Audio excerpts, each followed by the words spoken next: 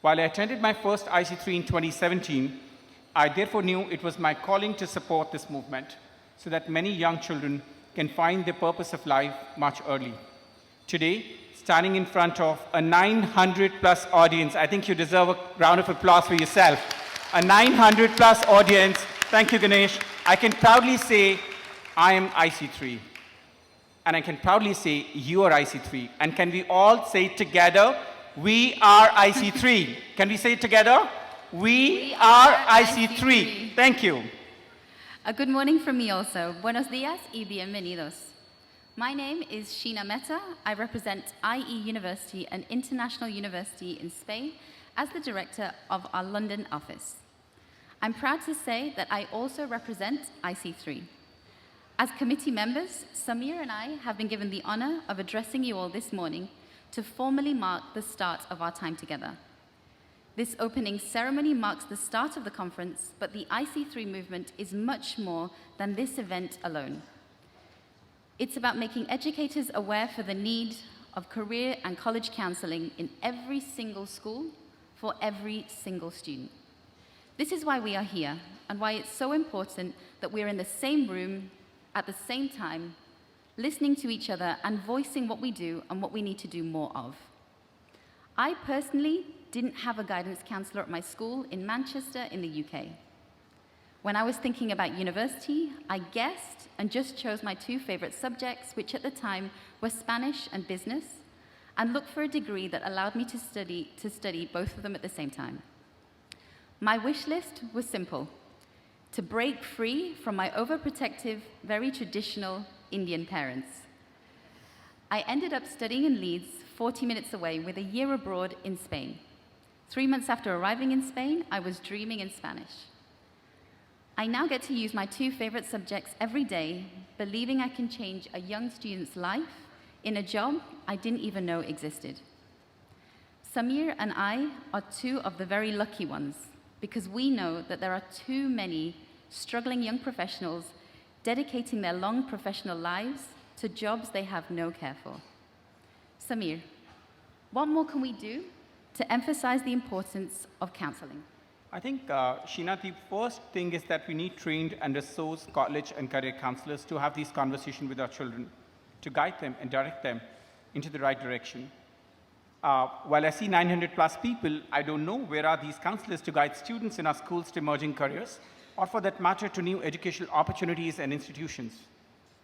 I hear you, but I have to say, as a university representative, it's not always easy to get the information to the schools either. My institution is entrepreneurial, it's innovative, it trains global leaders. It sounds great, right? Yes, it does. Well, at first, nobody wanted to hear about a new university. Schools all over the world told me that there would be no interest from their students without even hearing what I had to say. Samir, please be honest. Does this sound like something you've ever said? I'm afraid so, yes. I'm guilty of having turned away too many universities, but I think IC3 prompted a paradigm shift in my approach. I always take time to meet any institution that knocks at my door, for one never knows that university is a right fit for one of my students. Though it isn't an easy task to manage universities calling, emailing every day, especially when there is no dedicated department to receiving them and communicating with them. In that sense, I'm guilty too. Guilty of visiting the cities that are easiest to reach and forgetting that there are students who need inspiration and to know about their options outside the main cities and further afield from the major airports. So we agree. Schools and universities need to work together. But I don't just mean schools working with universities and universities working with schools, but schools helping other schools and universities supporting their fellow universities, collaborating as opposed to competing. We are mutually dependent, the yin to each other's yang, bringing light to our students. On that note, let us light the lamp, and for that, now I invite Mr. Vinod Gupta, founder and trustee of Ashoka University, and a kind co-host for the 2019 annual IC3 conference, Dr. Barry Craig, president of Huron University, Canada, kind sponsor of our opening plenary session, Dr. Shalini Advani, Director, Pathway School, Noida, and chair of the IC3 Advisory Committee, Dr. Divya Chabra, our honorable key speaker, Swaraj Nandan, KIC Universist and co-founder, one of the biggest supporters of the IC3 movement. Fiona Reynolds, Deputy Head of the American School of Bombay and Chair of the IC3 Host School Committees. And Ganesh Kohli, Founder, President and IC3 Conference Chair. I request you all to light the lamp on behalf of all of us IC3 volunteers. Just as light removes darkness, knowledge removes ignorance. A single lamp can light hundreds more. In the same way, one knowledgeable person can share what they know with many more people. True knowledge doesn't halve when shared or given away, it doubles what we can benefit from. Thank you, everyone.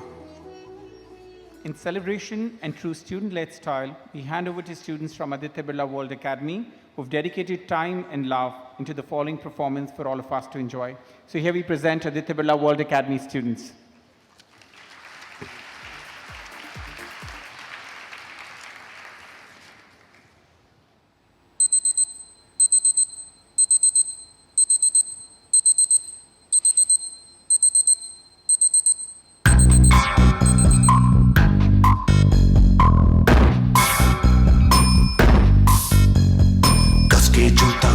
Belt खोस के अंदर अपनी shirt मंजिल को चली सवारी कंधों पे जिम्मेदारी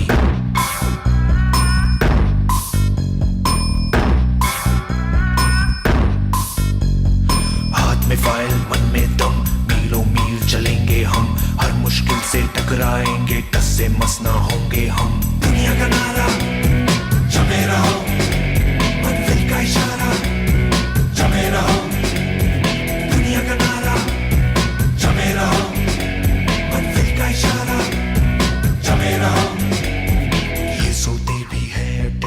आगे रहने की है टेंशन मेहनत इनको प्यारी है एकदम आज्ञाकारी है आज्ञाकारी है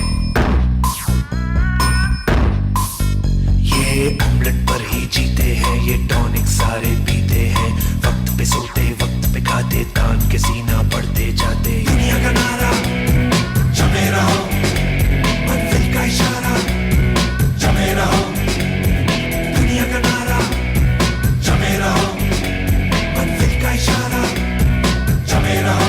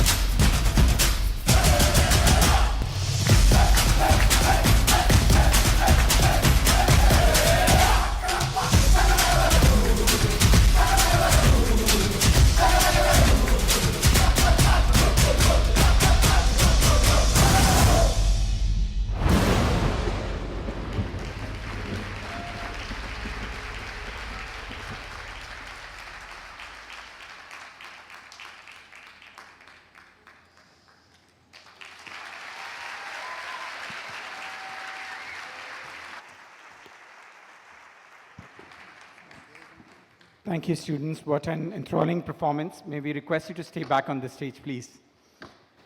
Can we please have you all on the back on the stage, please?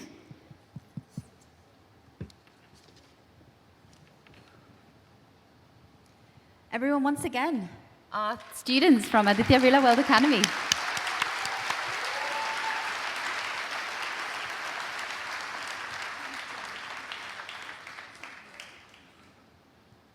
So I will give you a quick moment to catch your breath, but I need all of your help, please, to answer just some really, really simple questions. Are you happy with that? Happy to help? Thank you. So my first question for you all. Do you like school? Now remember, your principal is here, so let me ask you again. And not just your principal, it's about 600-700 principals sitting here. Do you like school? Okay, more or less. Thank you. What I would like to know is your favorite subject. Someone happy to share with me their favorite subject? So tell me your name, please. Ishwara.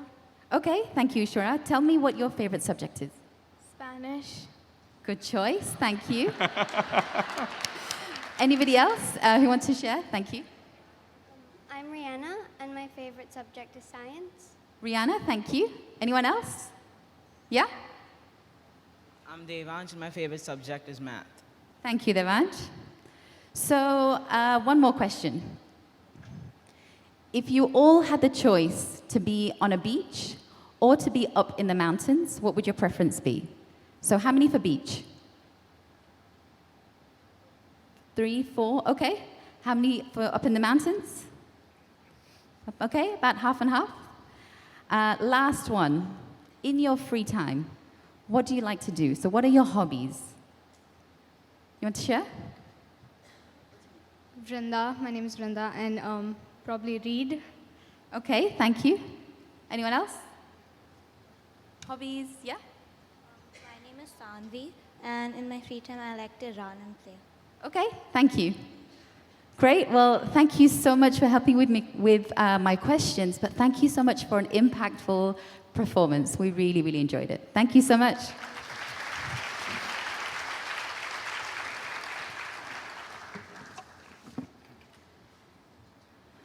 We just scratched the surface now in an attempt to get to know the personalities of our students.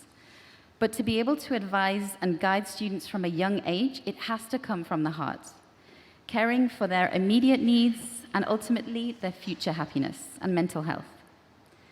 This may be as guidance counselors, but it can also be university representatives who realize that maybe their university isn't the best fit for a student, but making sure that they let students know about the ones that might be. This year marks the 4th edition of the IC3 conference. However, for many of you, this is your very first conference. Please could you stand if that's the case for you? Wow. We welcome you to IC3 family. It's a pleasure to welcome you all to the IC3 conference, but also the IC3 family. We look forward to new diversity and collaboration every year, so thank you for being here, bringing what you know, and being open to learn from everybody else. I also want to thank and welcome back returning participants. All of this doesn't work without your continued support. I would like to now request those who've attended all IC3 conferences to date, with this one being your 4th conference, to please stand.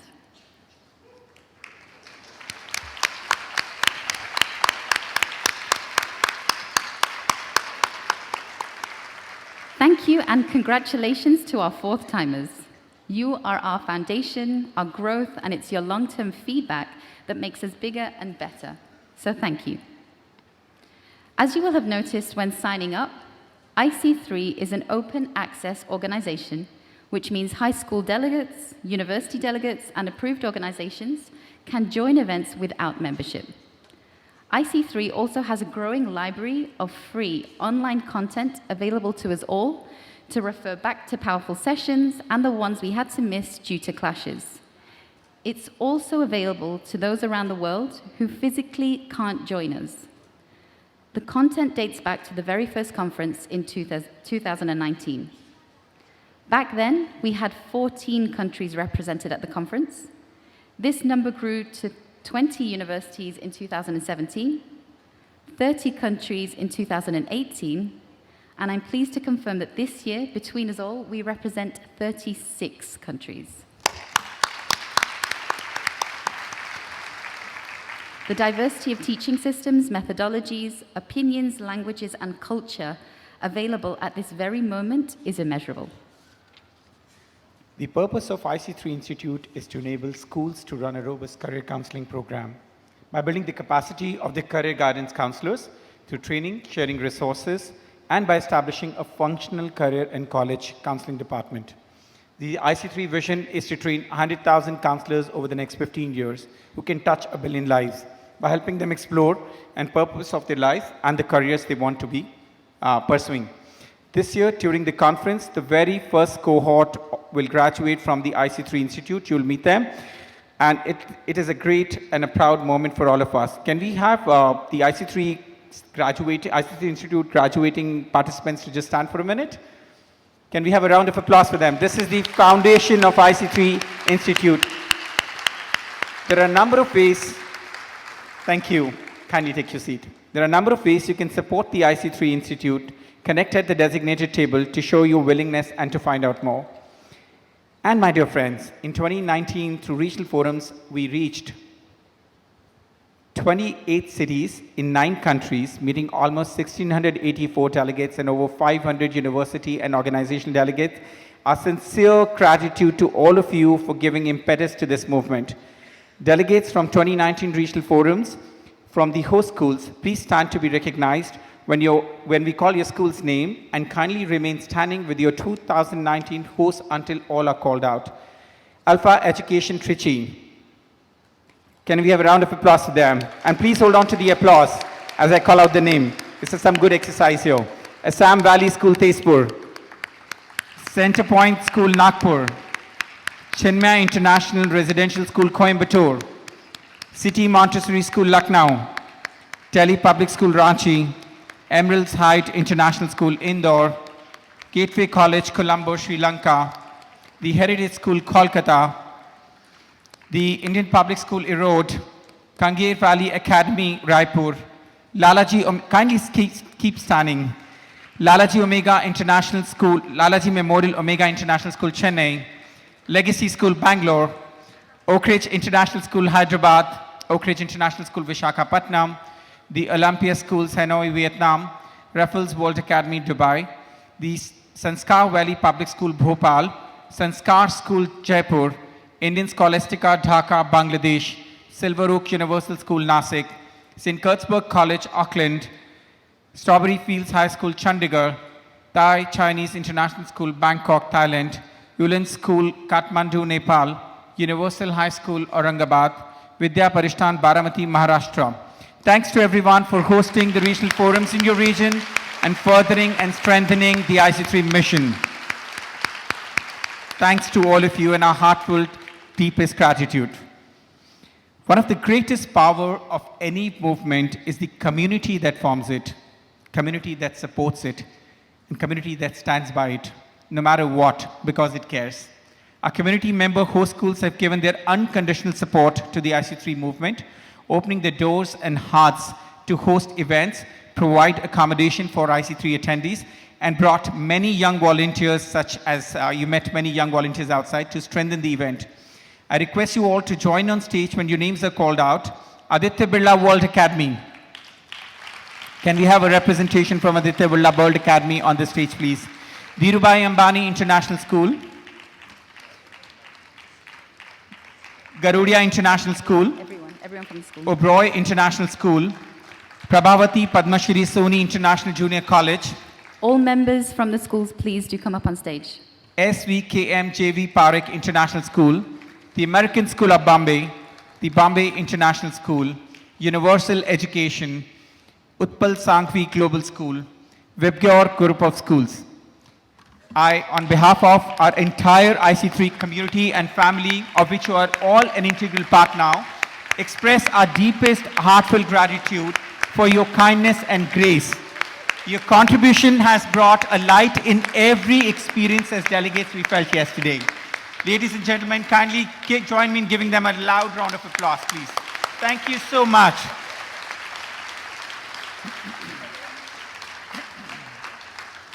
While we request you to stay on to the stage, Sheena will continue.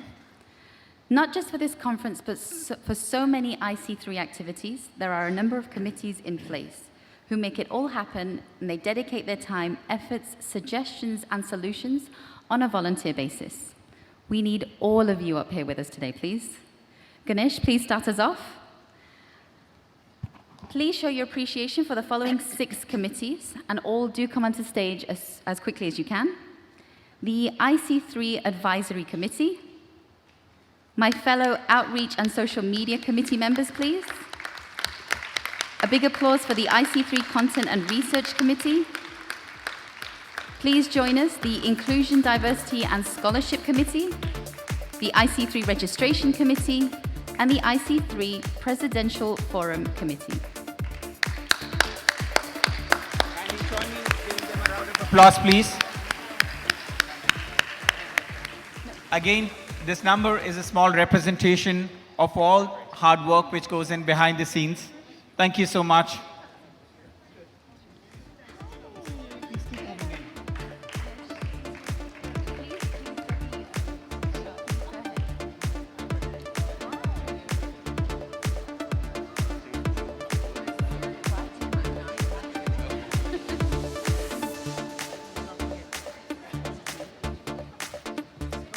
Those we see on stage and coming onto the stage right now make up an immensely diverse group, which means that online meetings between committees happen before work for some, during the working day for others, after the day had officially ended for a number, and even just before bed for a few. They all serve on these committees on top of their day-to-day responsibilities and do so that we can work towards the IC3 goal and provide career and college counseling for every student. Thank you seems too simple and small to convey what we would like to say and what I imagine you all feel that you owe to each other. Your efforts have paid off and we are all here. Thank you for what you have done and what you continue to do for the IC3 movement. We are truly indebted to all of you. 1,000 thank yous.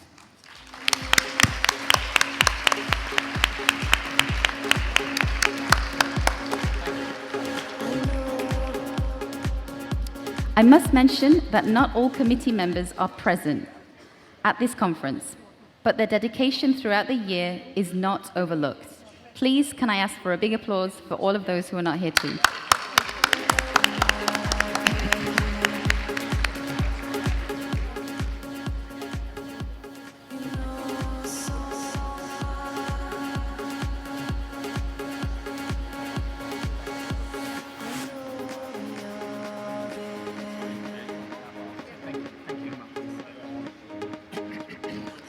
While much of the work is taken on by volunteers, there is an IC3 team, a small one who take on so much to bear the brunt of all of our ideas and are the ones who dedicate so much of their time to all things IC3. Shrikant, Ashka, Paridhi, Nicole, Kate, Swaraj, so many of you. Thank you for taking all of our requests on board and for everything you do for us all. I would like to request all of you to join us in expressing special gratitude to our sponsors and partners for their generous and committed contribution. Without their contribution, IC3 2019 would not have been possible. May I request all our sponsors and partners to rise wherever they are? May I request all our sponsors and partners to rise wherever they are? Join me in applauding and thanking our partners and sponsors for their support. Thank you. I would like to especially acknowledge some of our sponsors and our partners, KIC Universities for their support, Ashoka University as a co-host, our platinum sponsor Ahmedabad University, our plenary session sponsors Curran University. Thank you to all of you, and a gratitude. It's now my pleasure to introduce Mr. Vinod Gupta from Ashoka University, our kind co-host of the IC3 conference. Vinod Gupta graduated from IIT Delhi in 1991 in mechanical engineering and is a first-generation entrepreneur. Founder and trustee of Ashoka University and founding Pro-Vice Chancellor of the university from 2014 to August 2017. Vinod has been involved since 2007 when a few friends came together with the idea of setting up a high-quality university in India. He continues to play an active development role at Ashoka University, a philanthropic initiative founded by eminent business leaders and scholars, offering a liberal education on par with the best in the world, hailed as one of the most exciting initiatives in higher education in India today. Vinod is also the education co-chair at PhD Chamber of Commerce. Please join me in welcoming Mr. Vinod Gupta.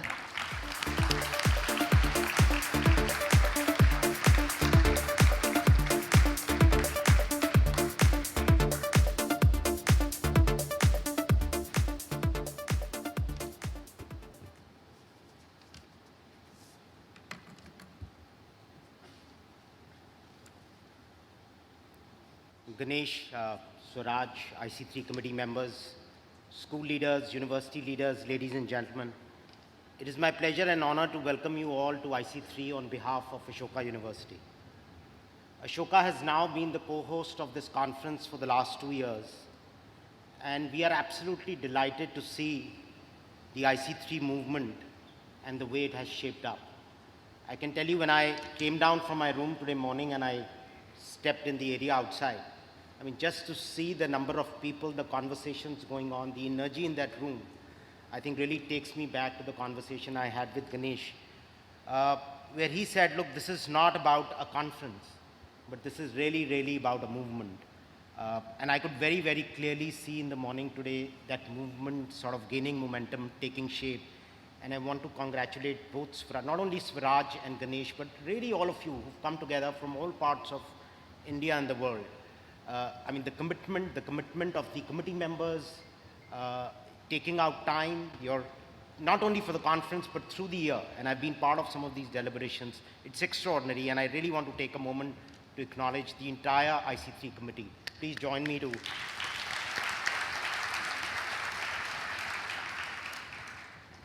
Towards the turn of the century in 1996, UNESCO appointed the International Commission on Education for the 21st century to lay down the vision for education.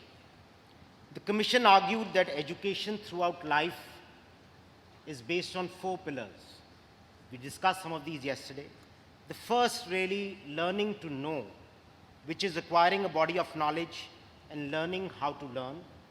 The second, learning to do, which is acquiring not only a professional skill, but also acquiring the skills to navigate the workplace. The notion that your education translates into meaningful careers emerges from this pillar. The third, learning to live together, developing an understanding of people and society in a spirit of respect for the values of pluralism and peaceful coexistence.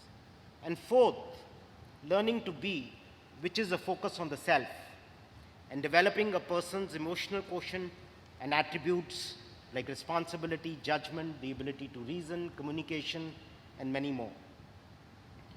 India's earliest universities, right from Nalanda and Takshashila, emphasize on this holistic education, with a focus not only on knowledge, but also on the self and society.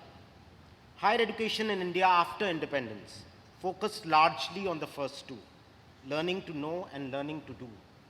The 21st century has brought into light the relevance of the third and the fourth pillars, learning to live together and learning to be. Some of us were at the presidential forum yesterday, I can say that every speaker and every school leader emphasized on the value of the third and the fourth pillar, developing the social and emotional quotient of a student body. What is good news for all of us in this country is that our new education policy, released by the MHRD, which I believe is a great policy document, emphasizes on these 4 pillars of education and carves out a bold and innovative vision for reform, both in school education and in higher education. I believe that if this vision and if this policy document is implemented in entirety, it will call for bold reform in school and higher education. And the third and fourth pillars of our education, which till now came in from the outside, more as extracurriculars, more as what parents can make their children do in extra time, more as what school principals and school leaders really take on as co-curricular, extracurricular, is going to become part of mainstream curriculum. It's late, but I think it will happen. And the next 10, 12 years in that sense are a huge challenge. Ashoka, which started in 2014, was perhaps one of the few universities in India in modern times to imbibe all the four pillars of education. And for most of us who helped found the institution, Ashoka symbolizes a movement for creating excellence and for transformation in Indian higher education. India will need another 100 institutions of this nature probably in the next 10, 15 years. Ashoka has inspired some of them, and we've also supported any institution that has sought our help. I should also say that I was very gladdened when I came in the morning here. Almost every third desk I went to either had an ex-Ashoka employee or an ex-Ashoka student. Some of our people have moved on to run outreach for other institutions. Some of our students are helping build new institutions. Some of us are involved in building new universities. So Ashoka in that sense resembles a movement, much like IC3. And that's what inspired Ashoka and IC3 to come together. IC3, a movement to help students make the right choices, and a movement that fulfills on the four pillars of education, a key pillar, a key element. And some of what we saw from the presentation of the students today morning is sort of resonating the same theme. IC3, as the presenters just spoke, also has a unique first this year. The IC3 Institute, which I've had the honor to really be a part of, graduates 23 school leaders this evening. These people have gone through an extraordinary one-year rigorous curriculum to help enhance their knowledge of school counseling. This year's cohort, I'm told, will more than double. So from 23, it goes up to 55. This, again, is a remarkable achievement. Ganesh would say it's still short of the 100,000 target he has, but I'm sure this will grow exponentially. In addition to adding the third and fourth pillar of education to our mainstream curriculum that I spoke of, I think there's another challenge that we face in education. By 2032, India is likely to be the third largest economy in the world, with a GDP of $10 trillion. To sustain this size, we have to move to be a knowledge economy, which means that we have to be at the forefront of innovation and at the production of new knowledge. To sustain this sort of growth in both innovation and in capacity, we will need to exponentially grow the skills and competencies of our educators and of our institutions. Movements like Ashoka, like IC3 and others that all of you drive in your own institutions are steps in this direction. It is our responsibility, the responsibility of everybody who's in this room today, school leaders, university leaders, to help make that change. I do hope that in 10 to 12 years, we can together be proud of an education ecosystem in India that shapes and nurtures not only students from within India, but students from all over the world. With this aspiration, I would like to welcome you to IC3 once again. Thank you.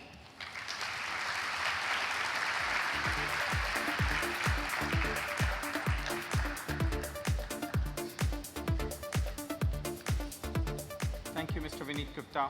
As you rightly said, four pillars of education: learning to know, learning to do, learning to live together, and learning to be. And I think IC3 embodies the spirit of all four pillars, just like Ashoka. Thank you. It's now upon me to introduce Dr. Barry Craig, President of Huron University, Canada. Dr. Barry Craig is the President of Huron, the founding institution of Western University. In 2016, he joined the university and revolutionized its mission to create educational experiences unlike any other in Canada and develop leaders with heart, students whose character and willingness to serve are nurtured as much as their minds. He has extensive experience in curriculum, program, and policy development and has published several books. The co-chair of the Congress for Humanities and Social Sciences in 2011, Dr. Craig has received numerous awards for both his teaching and research. A philanthropist, advocate, and educator, Dr. Craig leads by example and demonstrates to each of his students the importance of conducting oneself with compassion and integrity, even when no one else is watching. Dr. Craig, please welcome Dr. Barry Craig. Thank you.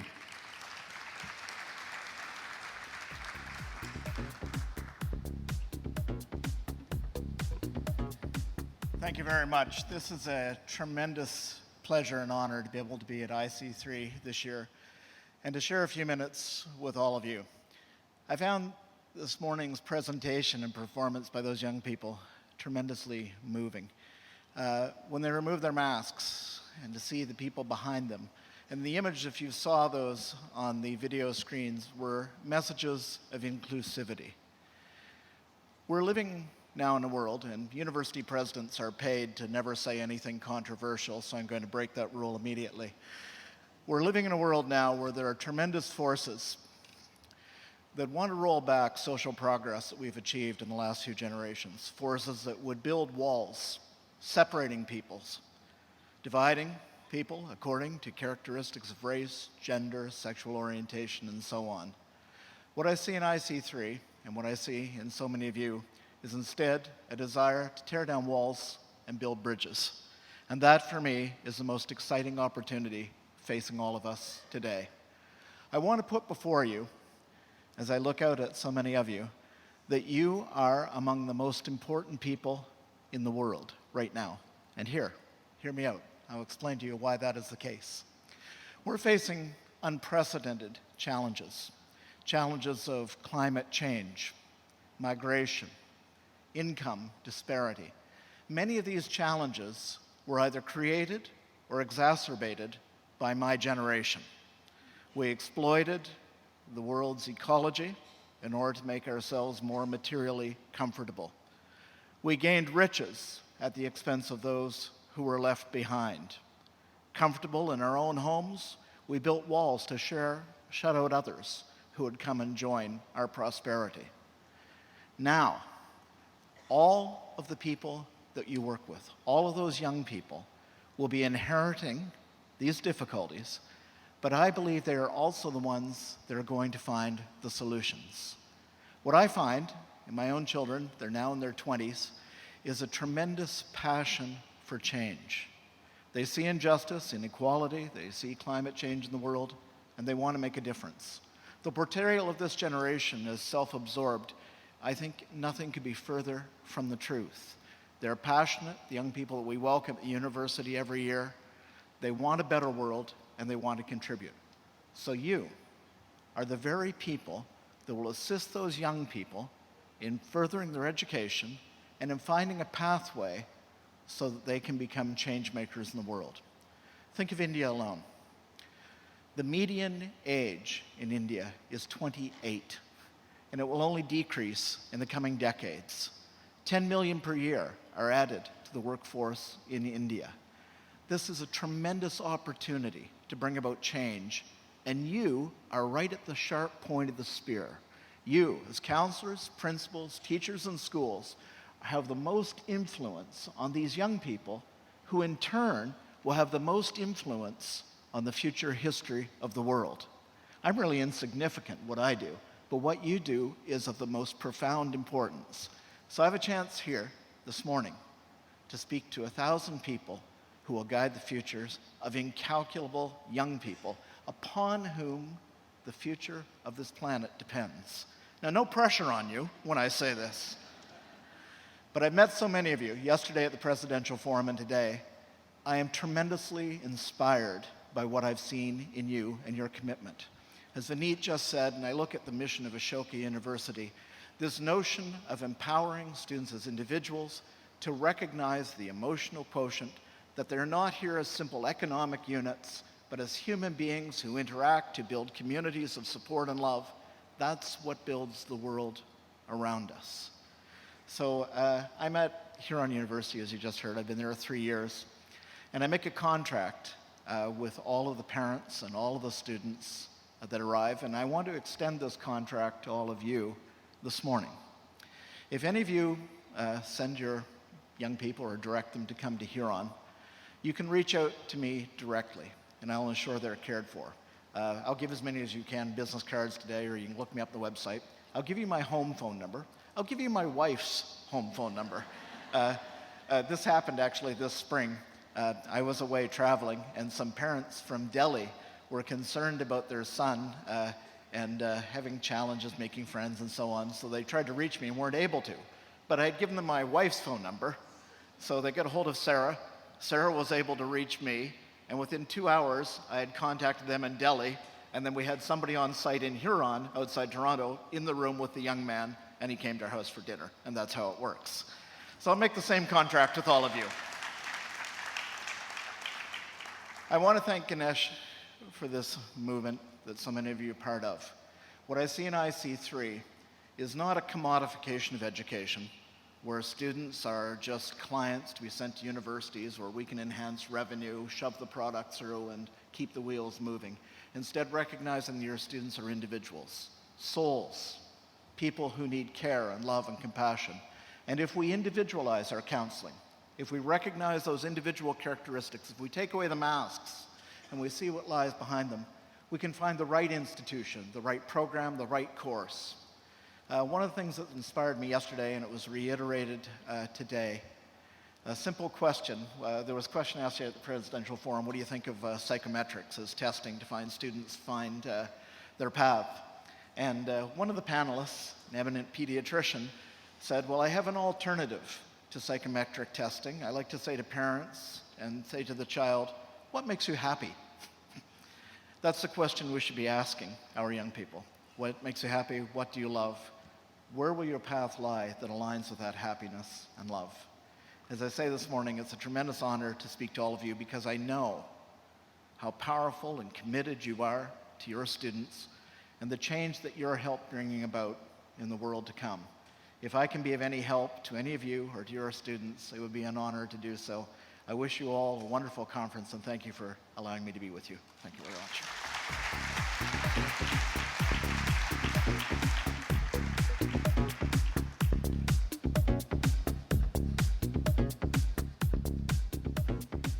In his panel discussion yesterday, Dr. Drake mentioned how at his university, he's de-linked community service and reward.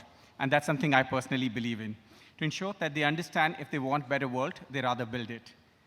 The purpose is the reward, and a reward cannot be purpose of life. Thank you, Dr. Bragg. I'm taking it back for my colleagues at school. I found this couplet by poet Masroor Sultanpuri, which perfectly describes our next speaker. So, as it goes, it says, मैं अकेला ही चला था जानिबे मंजिल मगर I started all alone, walking towards the goal. मगर लोग साथ आते गए और कारवां बनता गया. But people kept joining, and it began to turn into a movement. Some of you may know Simon Sinek's theory of the golden circle, which has been talked about again yesterday a lot. It explains that the why is probably the most important message that an individual can communicate, as this is what inspires others to action. Successfully articulating your why is a very impactful way to communicate with other humans. And one man whom I know has done it phenomenally and unarguably well is Ganesh Kohli. Yes, he's a teacher, a counselor, dedicated to the education for the last 22 years, and a big supporter of the AHA movement, bringing meditation and mindfulness into everyday life. Thank you, Ganesh, for your why brought thousands of us together and built this community called IC3.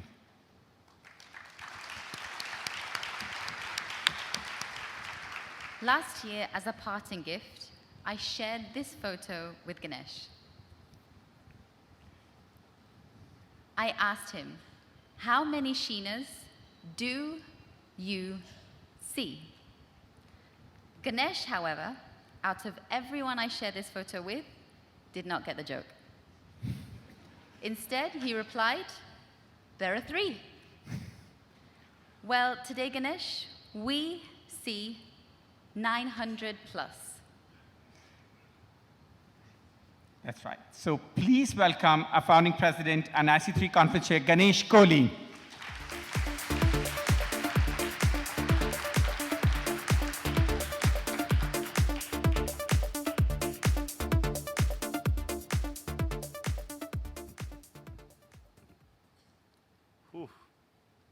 I've forgotten everything I wanted to say. As I look at you, I think, looks like we're running behind schedule. I had 20 minutes. I will take 5 now, possibly. But most people don't believe me when I say I'll take 5.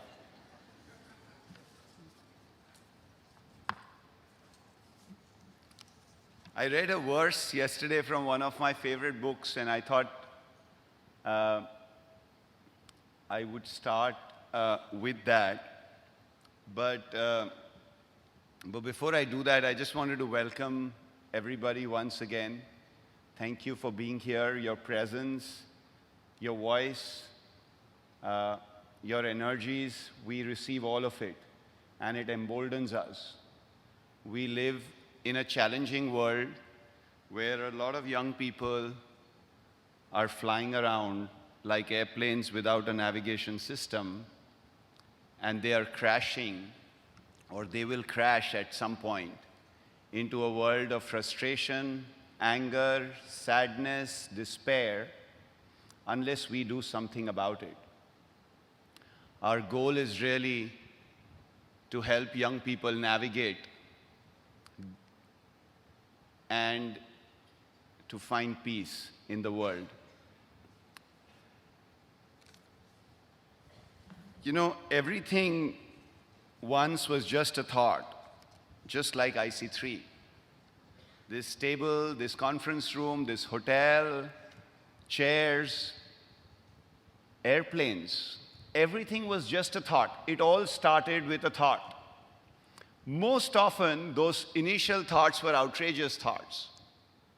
But there are also some very simple thoughts that have manifested into reality. Somebody thought about flying. The whole world initially was very scared of flying. We had those bags for people who threw up in airplanes, very common. Nobody uses it these days, really. I mean, very few people throw up in an airplane. But it was a common phenomenon. I don't know why they still carry it. I mean, they should just have one if you need it. I mean, that's a little weight off the plane. But everything was once just a thought, including you and me. I was just a thought. My parents thought they want to have a child. The reality, between the reality was something else. There were words spoken. So thoughts were followed by words. So my parents would have thought that they want to have a child. They would have said to each other, and they would have spoken Hindi, that we think we should have a third child. I said, okay. After you speak words, you take some action. And so they took some action. And after you take action, you have reality. And now Ganesh is a reality. You can't get rid of it. But it all starts with a thought. And IC3 was just a thought. And that thought was followed by words. That thought was articulated, and we took some action, and this is the reality. So congratulations to all of us who thought the thought, and we've manifested this reality.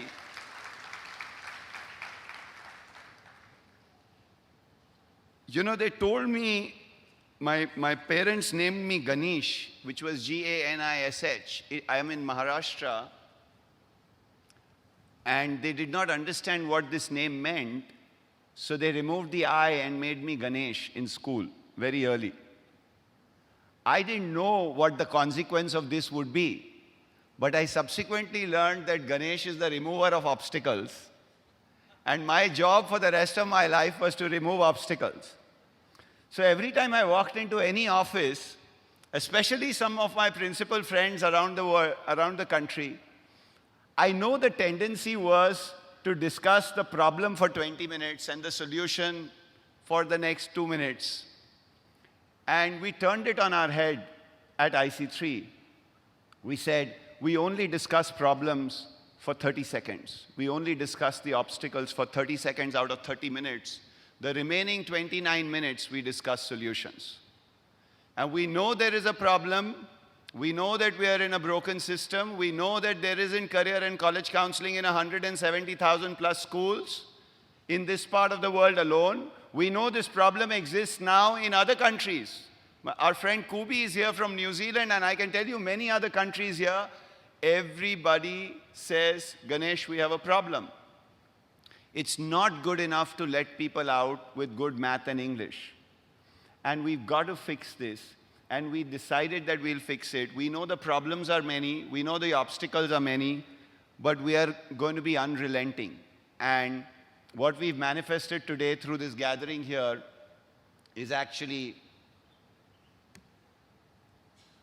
very, very special to all of us on the IC3 committees. I love some of these sayings. This is Rumi. If you are irritated by every rub, how will you be polished? We continue to deal with all kinds of challenges, and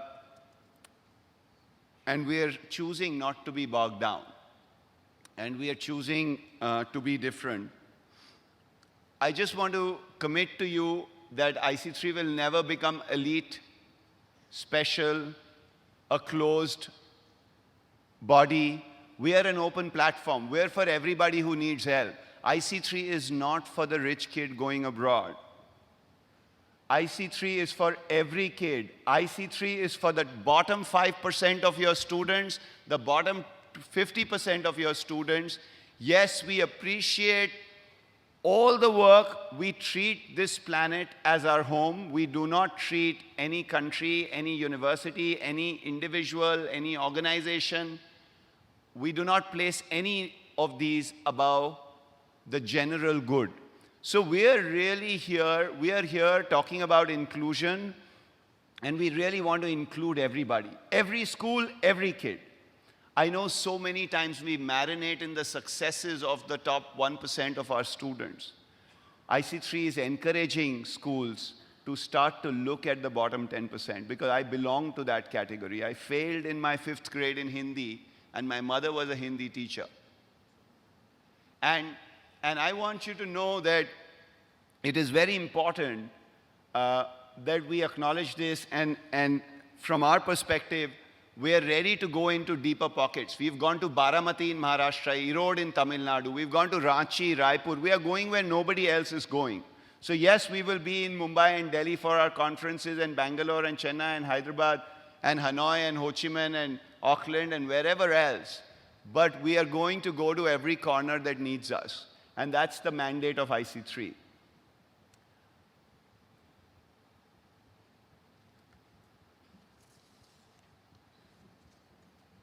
You know, I've always asked myself this: is self-conservation, if self-interest was the primary goal, we've gone past the world of survival. We were hunter-gatherers at some point in our lives. You know, the sapiens and, you know, the Neanderthals, and we can go back in our history. Survival was the only issue. We are a privileged generation, and really who we are defined by today is what we do for others. And IC3 was really born and has served people. The one-year certificate program that the IC3 Institute does costs nothing, zero. 4 weeks of accommodation, meals, year-long online classes, 1 year of training, it costs nothing. The IC3 regional forums cost nothing for high school delegates. Our university guests, I want to express my gratitude to all of you and all of our organizational delegates, all of our sponsors. Without you, we could not have done it. So thank you. We need a big round of applause for all our university guests, sponsors.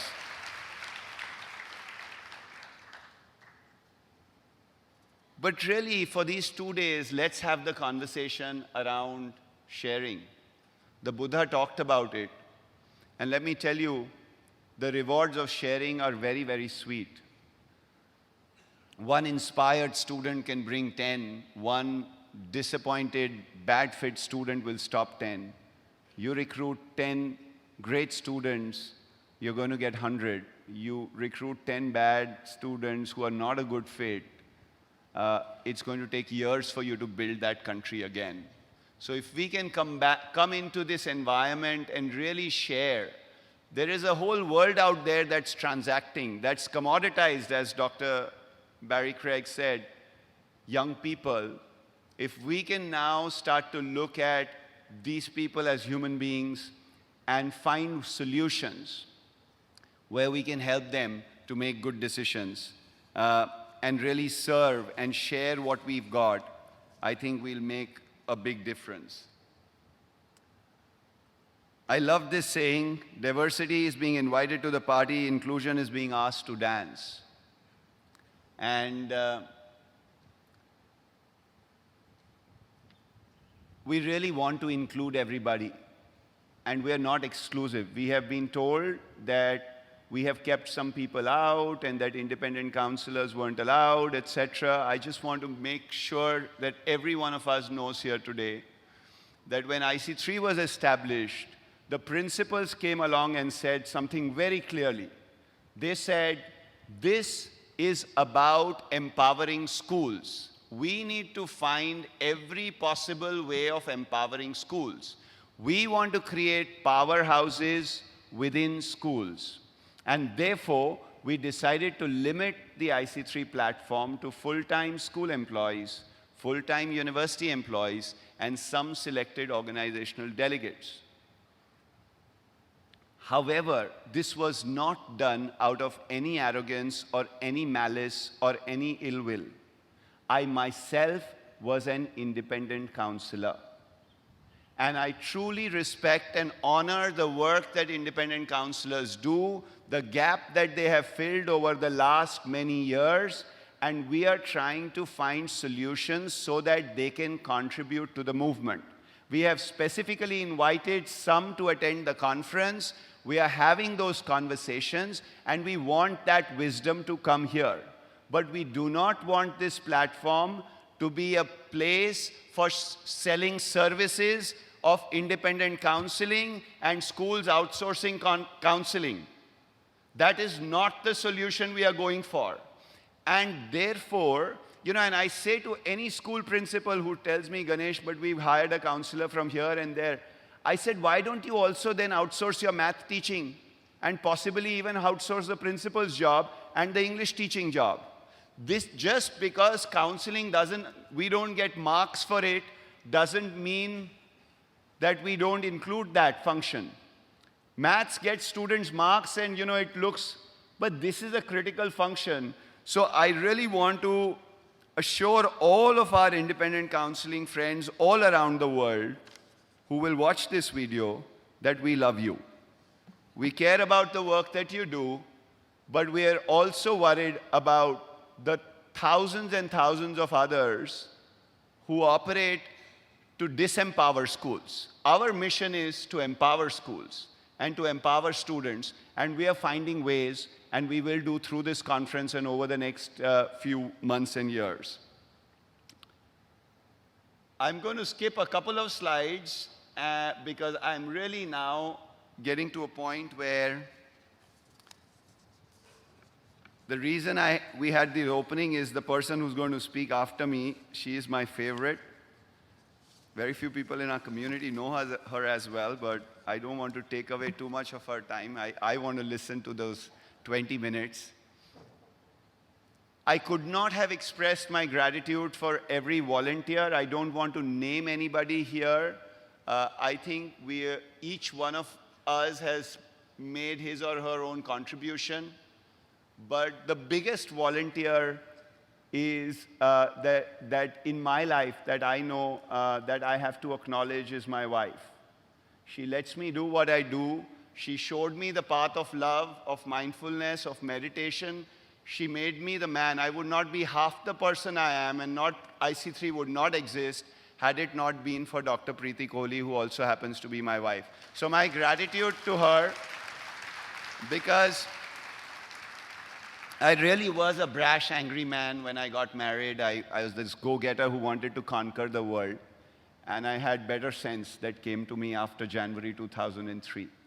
And I hope that we had a regional forum in Kathmandu last year at our anniversary. Every anniversary we are getting regional forums. Looks like we're going to end up spending all our anniversaries with some IC3 host school. But but it's going to be number 17 coming up, and I don't know which city. I know there's a regional forum. I think it's again Kathmandu. You know, Nepal, I don't know. There is something there. So gratitude to all those who served the mission. Thank you. And the Buddha said, Chareveti, Chareveti, keep walking, keep walking. You know, let us not really worry about what lies ahead for us, how much we will accomplish. These numbers seem very outrageous and audacious, but it doesn't really matter. You know, we said we'll be 1,200 or 1,000 people. We ended up with 950. We will keep being audacious. We are going to keep being ambitious, and we will do our best, and we'll keep walking. So we keep walking on this path, and that's really what it is. I also wanted to share that the movement's grown enough. There are 3 distinct pieces with the IC3 movement now. And while I helped found this movement and I continue to play a role, there are 3 distinct areas. There is the IC3 annual conference that we are here for. There are the IC3 regional forums, and there is the IC3 Institute. We have separate leadership that is taking charge of each of these functions. We had recently a director for the IC3 Institute, Dr. Ragini Mohanty, who has been in the role just for about a month and a half. But we realized that organizing this conference, and next year we could be, you know, I don't know, 2,000 people possibly. There are enough schools. There are tens of thousands of schools that need help. We realized that we needed leadership. We needed fresh ideas. I know that I was at my best when I was 22. And as I get older, I get outdated as well. And so with that in mind, I'm happy to tell you that I will have a co-chair for the annual IC3 conference 2020. And this will also be the chair-elect for the annual IC3 conference 2021. I will continue to be the chair for the annual conference for 2020. But this gentleman will take over, hopefully, as the chair of the 2021 conference. I just wanted you to be introduced to him, and he can stand up and say a big hi. His name is Jim McLaughlin.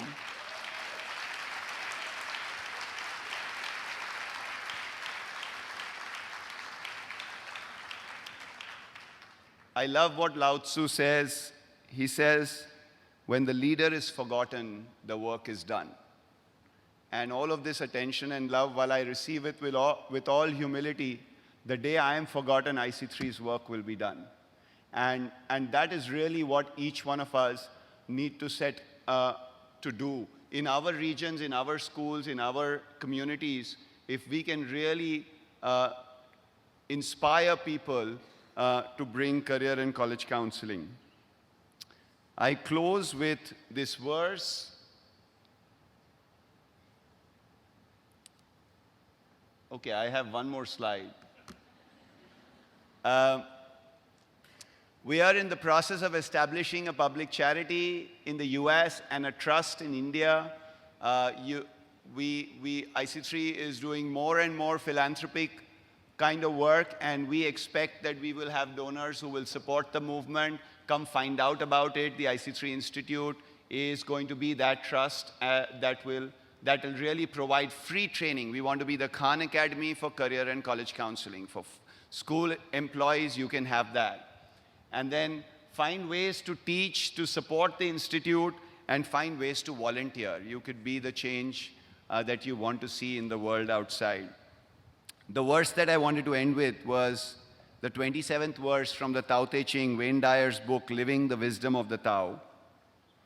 A knower of the truth travels without leaving a trace, speaks without causing harm, gives without keeping an account. The door he shuts, though having no lock, cannot be opened. The knot he ties, though using no cord, cannot be undone. Be wise and help all beings impartially, abandoning none. Waste no opportunities. This is called following the light. What is a good man but a bad man's teacher? What is a bad man but a good man's job? If the teacher is not respected, and the student not cared for, confusion will arise, however clever one is. This is the great secret. Thank you very much.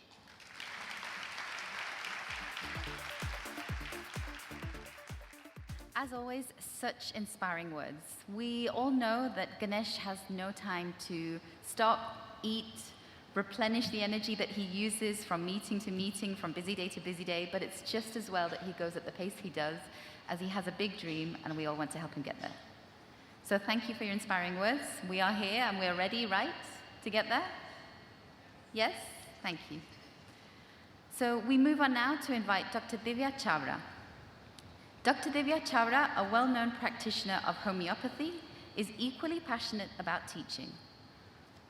Over the last 25 years, she has taught at seminars in the US, Canada, Russia, Germany, Australia, Spain, and Israel, amongst many more. Dr. Divya was introduced to homeopathy at the age of 7 months when a single dose of homeopathic remedy prevented a likely surgery. Her unique method of practice involves the exploration of the unconscious brain process as a controller of disease, as well as the unhealthy behavior patterns. She explains using neuroscience how understanding automatic brain processes and irrational versus rational behavior patterns has applications in the field of education, human relations, political conflict, and parenting. A tea addict, a classical dancer, an avid reader, and a tennis aficionado, Dr. Divya will shed light on how decoding these workings of the automatic brain may help us understand our students and support them in making better career choices. Dr. Divya.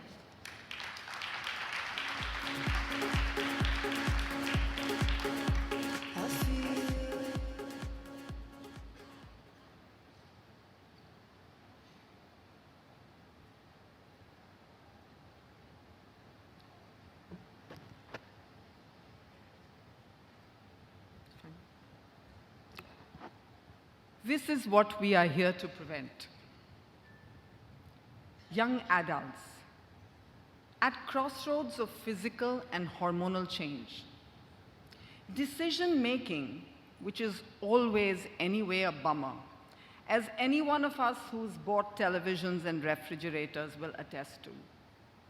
And well-intentioned adults, parents, teachers, counselors, you and I, with our own baggage and biases, who are to mentor and guide this process. It seems like treating dengue cases in my clinic has far less variables. But the key to this is a simple understanding of the arithmetic neural circuits and functioning of the brain. It sounds extremely complicated, but there is an underlying extremely simple principle. The brain is divided into two functional parts: the conscious functional circuitry and the unconscious or the automatic functional circuitry.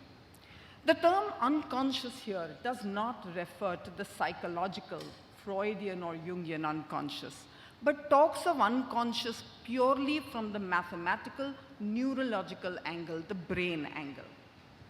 The conscious 5% of our brain activity is what is in our control. That is our thoughts. Those are our thought-related decisions. Those are our future planning. And only 5% of our brain is involved in this. The rest of the 95% of our brain looks after functions automatically, something that we are not aware of, that we do not know what is happening. It looks after our brain functions, our body functions. It looks after inherent reflexes, survival actions. For example, you touch something hot and you instantly move your hand away. It also looks after functions that we have first learned consciously and have now moved into an automatic zone. walking, talking, language, swimming, and driving. Driving is perhaps an excellent example to understand in a day-to-day function how these two aspects of our brain functioning are so much a part of us. All of us who have driven the manual cars and have learned over time to drive it know that they could drive on highways, on extremely crowded roads, while having an extremely intelligent, often life-changing conversation at the same time. This is because the conscious circuitry and the automatic or the unconscious circuitry run as parallel separate circuits, each doing their own thing without a knowledge of what the other is doing. And that's why you could efficiently change the gears at the right time, turn the car, give the signals, divert through traffic while investing billions of dollars in some business. And without even recognizing the moment when you change the gear.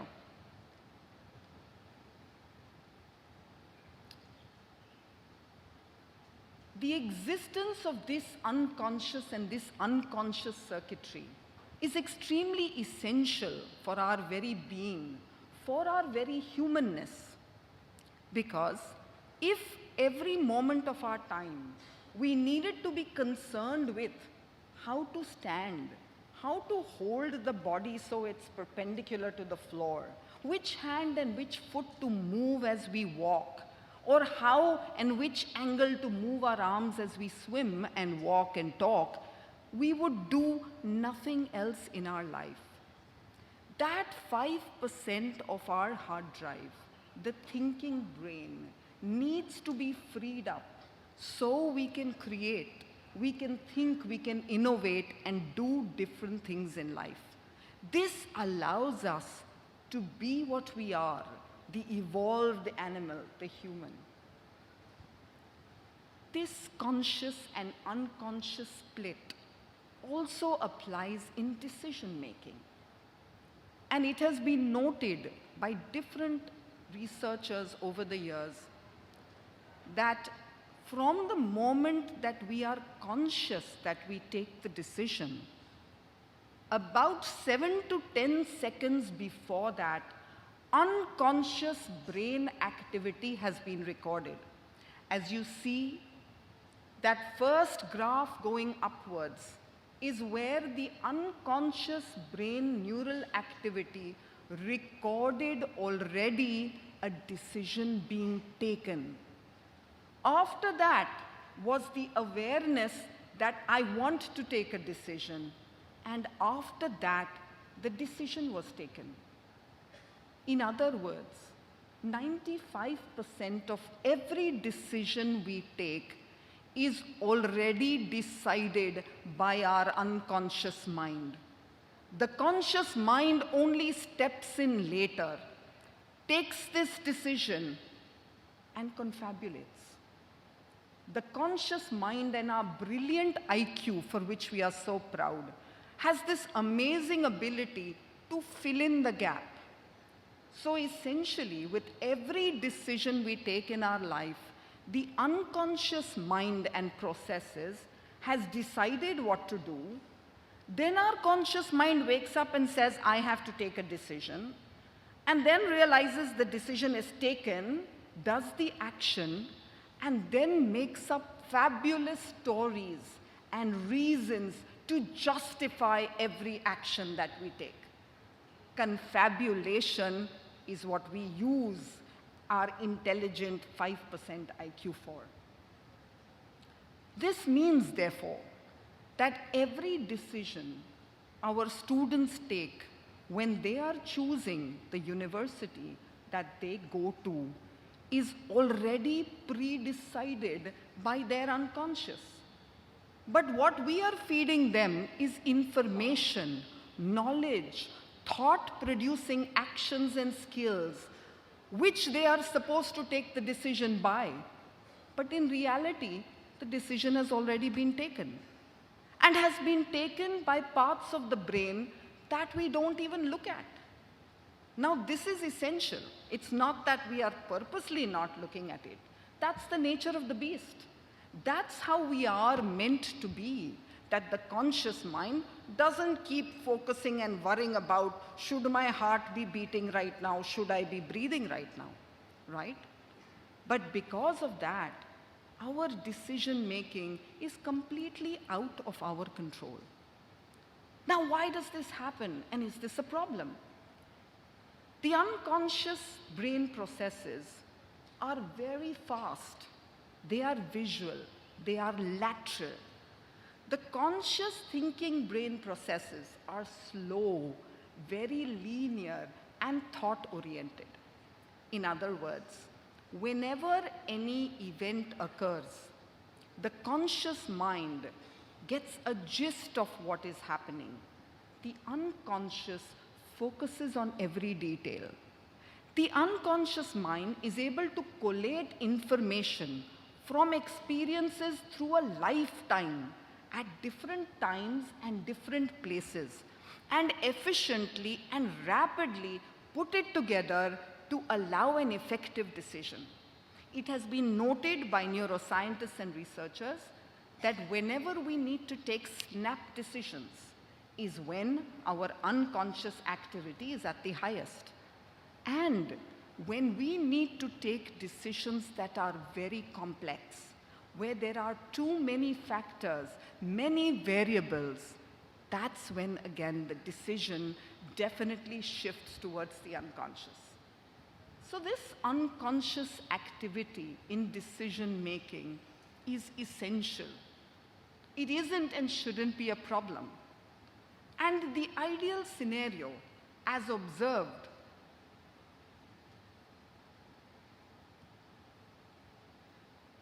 okay, in this graph, where the first blue peak that you see is the decision and action taken from the unconscious immediate processes.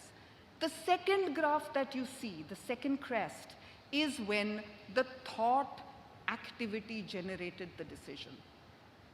One would say the time lag should be enough for us to be able to recognize which decision is coming from our unconscious impulsive activity and which is a thought-related decision.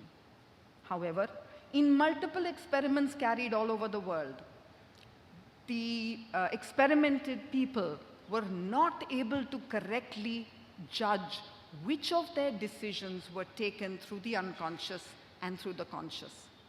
In other words, not only are our decisions happening from the unconscious, but we think they are happening from the conscious, and we are unable to make out the difference.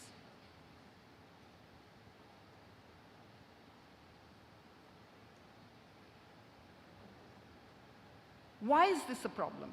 If the unconscious is efficient in taking these decisions, why are we bothered? What is the problem about it? The unconscious gets signals, electrical and chemical signals, from different experiences in life, and collates all this data to give us a good result, a good action. Usually and ideally, the action and thought taken by the conscious mind and the one by the collation from the unconscious would move in the same direction. And that's when we take an ideal, satisfactory decision, one that we feel happy about. However, there is always a twist in the tale. For with this unconscious activity and signals, there is noise. There is a background noise that grows louder than this signal and changes the decision we take. What is this background noise? This background noise in the unconscious is the biases. The biases that are the common and the individual biases. The common biases like confirmation bias, where we will look for data that already validates what we know. The anchoring bias, where I like one particular thing about something and then build everything else around it. and my favorite, the halo effect, which allows us to believe that the brilliant Roger Federer would definitely know which is the best washing machine to buy. While these common biases are many, and many of us are aware of many of these, there are also individual biases that constantly motivate and affect our life and the decisions to take. This is the noise that takes the decisions away from the clear-cut correct decision based on true experiences. And herein lies the problem. What happens here? How do these biases occur, and what creates their action? For this, we need a brief understanding of the language of this unconscious process.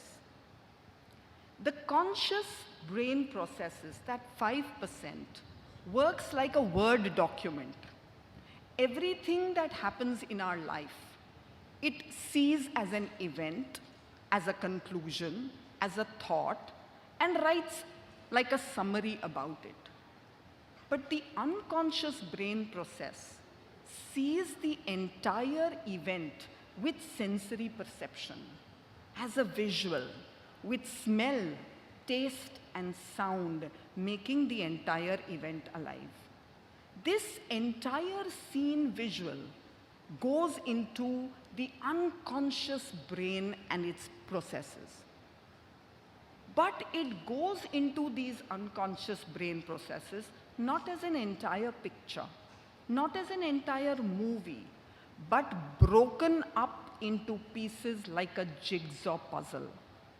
Each piece, for a color, for a place, for a face, for an animal, for an object, for a smell, going into different parts of our brain. And at some point in our life, a smell or a sound or a name or a visual will trigger one of these parts of the jigsaw puzzle and recreate that entire scene in our life for us. And experience, I'm sure we've all had.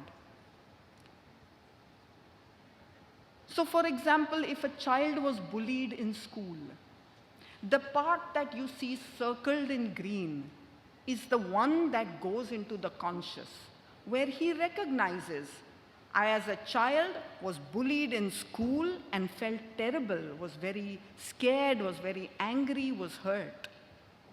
But that jacket that you see, the red and the yellow skateboards that you see, the blue and the yellow notice boards, these go as separate pieces of the jigsaw puzzle into our unconscious brain processes.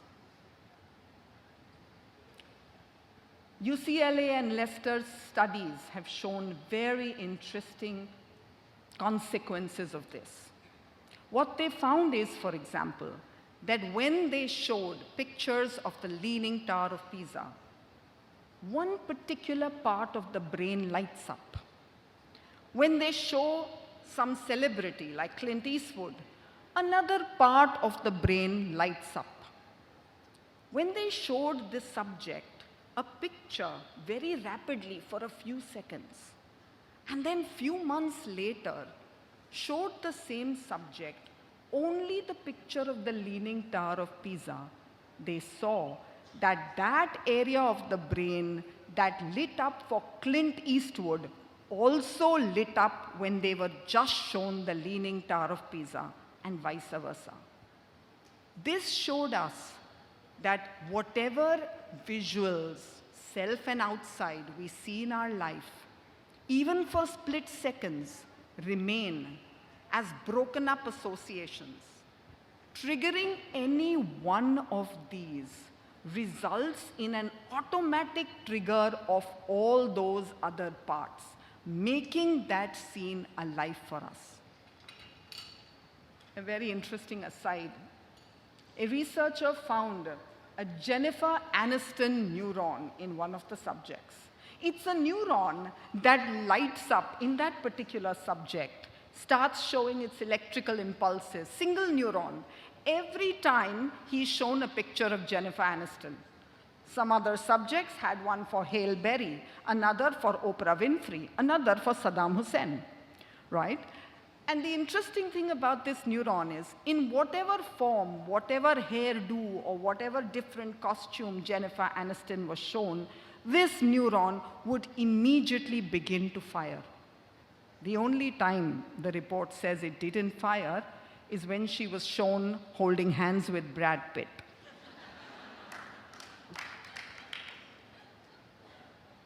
What is the significance of this? What does this mean for our lives, for decision making, and for our talk today?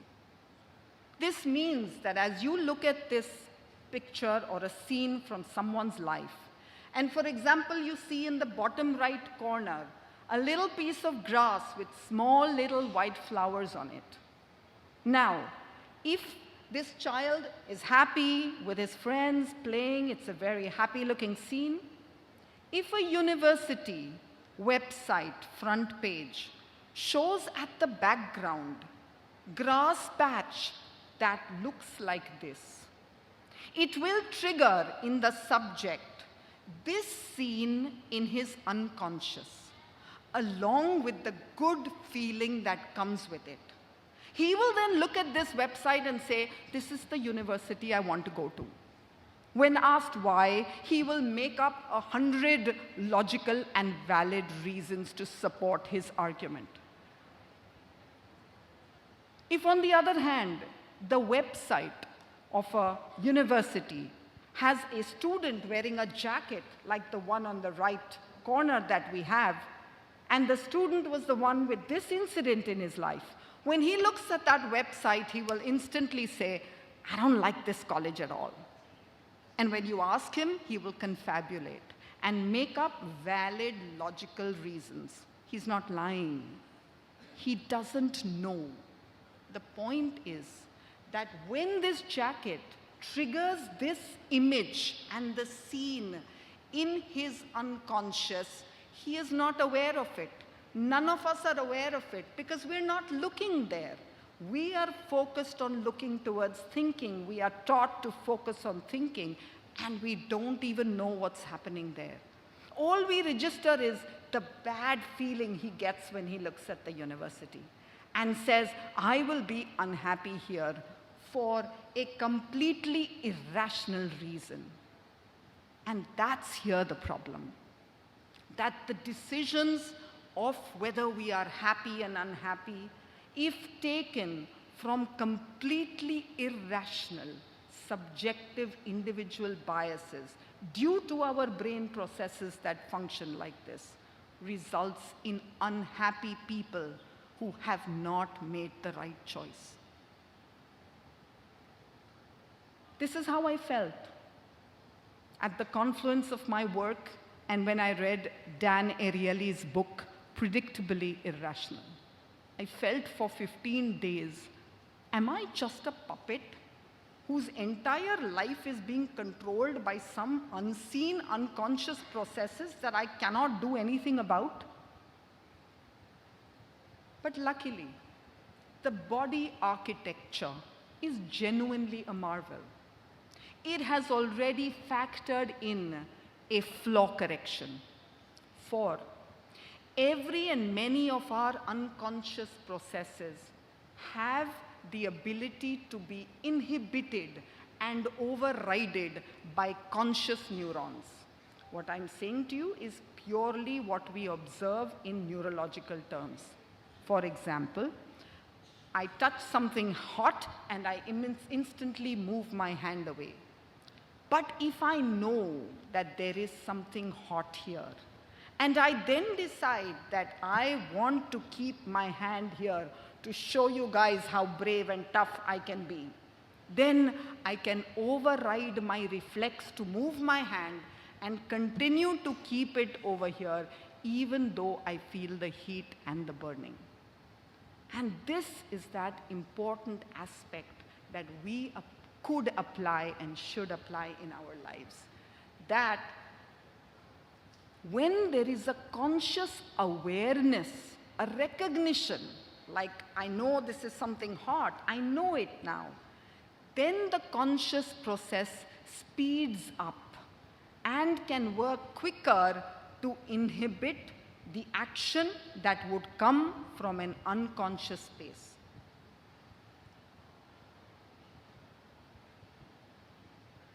If you see the time lag between the development of the action in the unconscious and the intention to act that comes as a thought, if that intention to act comes in quicker, it can override this unconscious natural impulse, and the action can be prevented and diverted into a more rational sphere. It is the need of the hour to make the unconscious conscious, for else it rules our lives. And when bad things happen, we then call it fate, rather than recognizing it was self-created and self-directed. The recognition of the unconscious, the recognition that it exists and plays this entire role in our lives, has been largely ignored. And that too is the nature of conscious mind. The job of the conscious mind is to not look at the unconscious. And that's what we need to recognize and shift our focus, not just on the conscious and knowledge and information, but looking at the unconscious processes that are playing the role and make sure that they play it in a correct and a healthy fashion. The world of marketing has used the knowledge of the unconscious from time immemorial to the disadvantage of the consumer. The advertisers use this again and again to the disadvantage of the consumer. It's used in politics, negotiation, interviews as well. Alternative medicine has been using this understanding for many years. With the advent of the newer functional MRI and brain techniques, modern medicine is beginning to see and recognize this role play in health and disease, where it comes to this vital point, as Barry said, where you are making a generation. The recognition of this for self, for the students that you're counseling, and for everybody involved in the process, is the only way that the decisions that could be taken would then be rational. It is only then that we would truly move towards a rational and a healthy society. And it is only then that every individual, every student would realize his true and highest potential. Thank you for your time.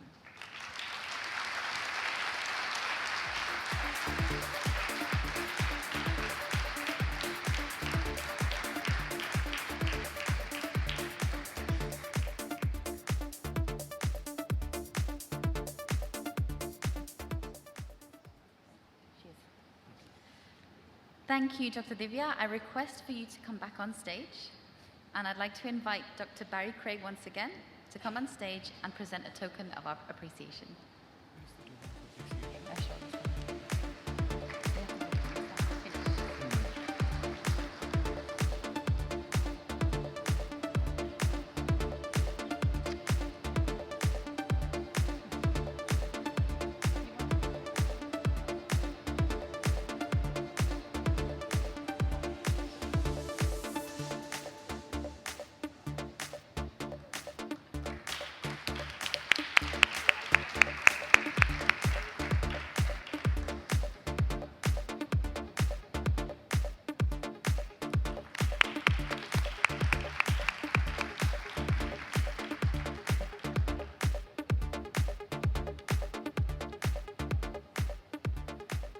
In continuation of our tradition of bringing research and information to the IC3 community for the second year in a row, IC3 has collaborated with the Content Partner Institute for International Education, IIE, to share a special edition of the report, Global Knowledge and Talent Flows, an Imbalanced Equation, here at IC3 Annual Conference 2019.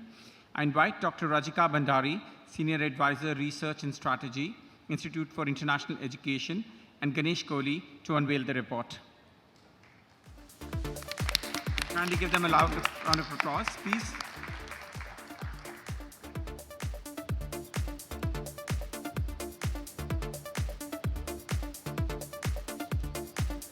A digital copy of the report will be shared with you all through an email later today.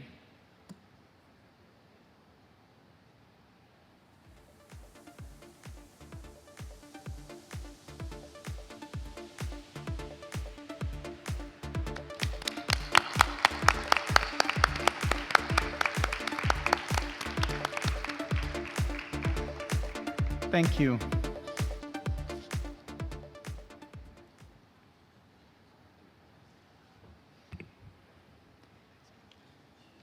As we come towards the end of the opening ceremony, we have a few final thoughts. With over 40 sessions, choices led by over 100 speakers from all corners of the world, you all now have to decide what you do with those options. Be sure to download the IC3 app to see details, timings, and locations of the sessions. You can choose the ones that interest you and build your own schedule through the app. You can also give us your feedback through the app. This is your conference. This is our conference. Your collaboration is not only helpful, but it's necessary for us to keep going and reach our goal. If you identify with the IC3 movement's values and would like to play a part in forming the next year's IC3 conference and support the movement from a much more personal level, be sure to visit our volunteers table in the pavilion and see how you can leave your mark on the progress of what's already begun. There will be a session on volunteering with IC3 later today, and I invite you to join Jim McLaughlin, Bridget Herrera, Amrita Gulati, and myself for it in the Mahogany Room at 5:30. Be sure to wear your lanyards so that you can be identified. The lanyards will give you access to refreshments and lunch too. Be sure to make some time for yourself during the networking breaks. However, are great ways to reconnect with friends and make some new ones. Be the ones who make the introductions and don't be afraid to ask for one either. Please be ready to start sessions and end on time so that everything else can continue to fall in place. Go and meet the sponsors at the table and see if there are synergies of collaboration. I'll just know what's happening in the world EdTech. There's a lot of exciting work happening there. Be sure to bring your tablecloths for the exhibits and business cards. Exhibits will be arranged by country and in alphabetical order. Again, please arrive in good time to set up and wrap up on time too. We have heard a lot about what's grown, what's changing, what needs to change, what we don't know, what we are in it for, what we may not be prepared for. A little unnerving, right? What's not going to change and what is going to remain consistent is the responsibility and power vested in each one of us as schools, universities, and IC3 movement to shape the world of tomorrow. This is going to happen to be apparent in sessions you're going to attend today and tomorrow. As Ganesh mentioned, everything begins with a thought. So let's commit to being here with each other. IC3 committee volunteers, please rise. All committee volunteers, please rise. We know the effort and time that you put in, but now we ask you to remain standing if you volunteer because you love what you do. Please stay standing if you agree to share your knowledge and expertise with us all over the next few days. For all of you who are still seated, please stand with us all, with Samir, with our volunteers and myself, if you will commit to sharing your knowledge and expertise over the next 2 days.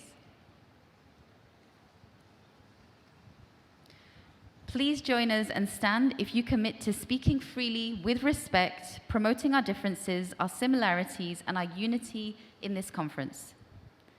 We stand as we are committed to a mindset that means that at the heart of all we do, we honor the students of today and tomorrow and the generations to come.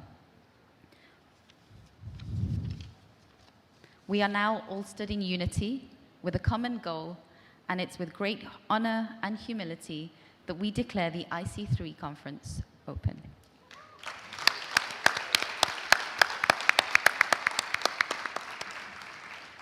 Thank you so much. See you all around.